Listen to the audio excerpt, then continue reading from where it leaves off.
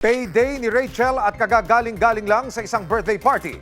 Walang kamalay-malay na may security guard daw na on duty para siya'y hold upin.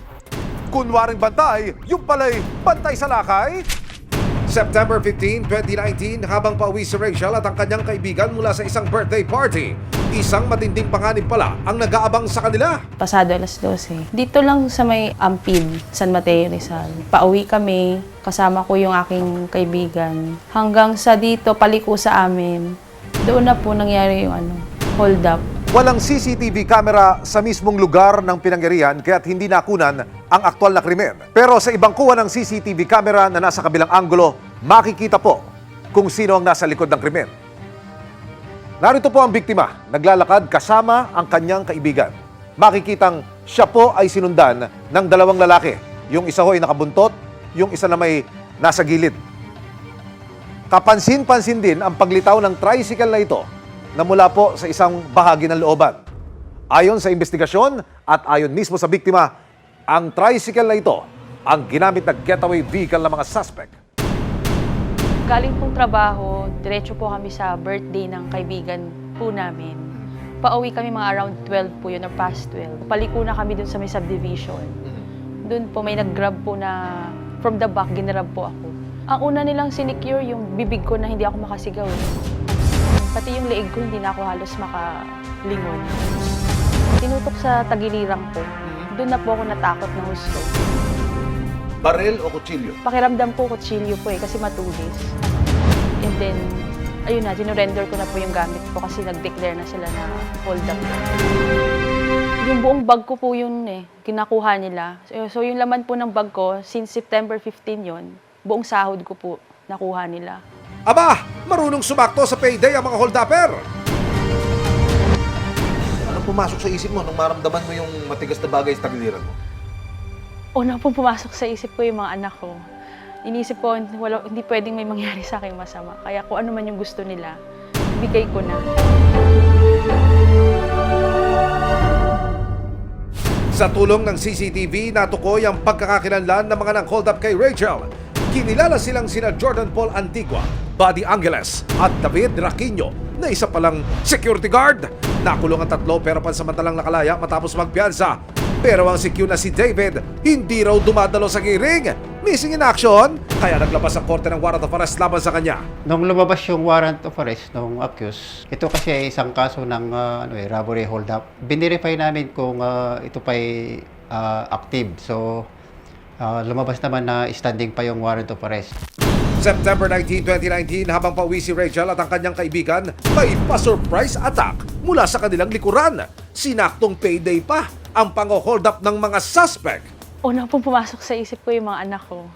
Inisip ko, hindi pwedeng may mangyari sa akin masama. Kaya kung ano man yung gusto nila, ibigay ko na.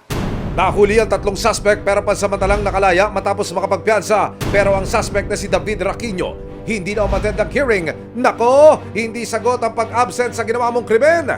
Si Rachel, desididong ituloy ang kaso. Andun pa rin yung takot, yung tao na yun talaga yung humawak sa akin ba, yung tumutok sa akin. Yun ang parang hindi nila makita agad, hindi nila na-trace.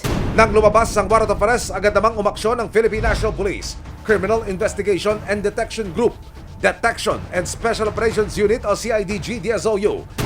Napag-alaman nilang isang security guard si David sa isang mall sa Marikina City. Nagpadala ako agad ng isang tracker team doon para i-validate yung information kung totoong nandun siya. Napag-alaman nila na yung subject namin empleyado sa isang mall. Siya ay pang night shift. So bumalik yung mga aming tracker team kinagabihan na. Kasama ang team ng resibo, inabangan ng operatibang oras ng duty ng suspect. Kasi pwedeng nakatambay na tayo dito kasi dito na duty yung Diskartehan mo to tayo, mag-abangan mo na lang to. Ilang gwardiya meron dito ngayon? Nakita ko. Dito, dalawa lang dito. Dalawa lang. Ito lang magkaharapan. Parehas may baril. Pero dahil may ibang naka-duty noon, kailangan maging maingat ang tropa. Okay, ganito. Ikaw yung pag-a-approach, ikaw yung yayakap agad. Tumingin tayo sa paligid kasi baka mamaya may yung kasamahan niyang gwardiya mag-react, pumutok. Yun ang iniwasan natin dyan. Pagpatak ng alas 7 ng gabi, may bagong dating na gwardya sa perimeter. Okay, Ngayon, pumosisyon na tayo. Dapat meron nandyan sa kabila, meron din nandito. Agad na nila itong sinundan. Papalag pa kaya ang bantay sa lakay na gwardya? Pero sa paglapit ng operatiba, is that you sila sa suspect? Parang nag-iba kasi ang mukha ni David. Minanmanan yung yung ating subject dahil yung sa picture kasi na hawak namin medyo magkaiba eh. May information kami na yung kanyang larawan na pinopost kung sa social media. Kailangan ma-verify namin ng husto, so gumawa ng paraan tong ating mga operatiba para malapitan.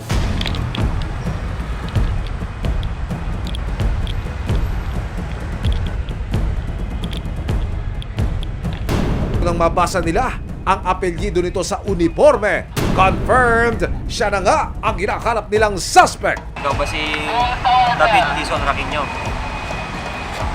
Ikaw ay inuhuli namin sa kasong robbery under Article 294 na may bail na 100,000. Ngayon, babasahan kita ng mga karapatan ha. Ikaw ay may karapatang manahimik o magsawalang ikaw. Lahat ng iyong sasabihin ay maaaring gamitin pabor o laban sa iyo sa anumang hukuman dito sa Pilipinas. Agad siyang dinala sa Camp Crame. Nakapanayam ng resibo ang suspect. Ang buong akala niya natapos na raw ang kanyang kaso. Lusot sa kaso? Ganon? Di pwede yun, sir. Pero alam ko po tapos na po yun eh. Kasi hindi lang po ako nakatinangiling po. Nagkasakit po ako kasi ng mga araw na po yun. Nakapasama na po ako sa dalawang barkada po. Pero hindi ko po alam na manggaganon po sila. Kinumpirma namin kay Rachel kung isa nga ba si David sa mga nang-hold up sa kanya. Opo, ito po si David. Siya po yung humawak sa akin nung hinold up kami ng 21. Ako talaga yung may gustong ituloy. Takot lang din ako mangyari ulit eh. Lalo na po yung baka pakiramdam ko mauulit lang ulit. Kawawa naman po yung susunod nilang biktima. Kahit 4 na taon na ang lumipas, hindi pa rin nakalilimot ang batas sa mga taong may atraso, lalo na kung may resibo.